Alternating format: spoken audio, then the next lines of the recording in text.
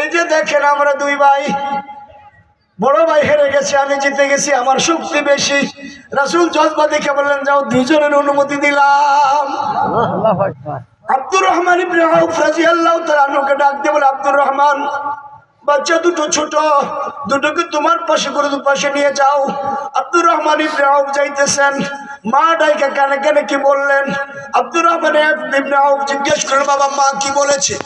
বললো, আম্মি বলেছে যুদ্ধের ময়দানে যাচ্ছ যাও, তবে পলানোর চেষ্টা করো না, পিঠে আঘাত খাবে না, বুকে আঘাত খাবে। আমি মা যাই নামাজ বিছাইয়া, নামাজ পড়া দুই ভাইয়ের শাহাদাতের জন্য দোয়া করতেছি। কিসের জন্য? কিসের? আল্লাহু আকবার।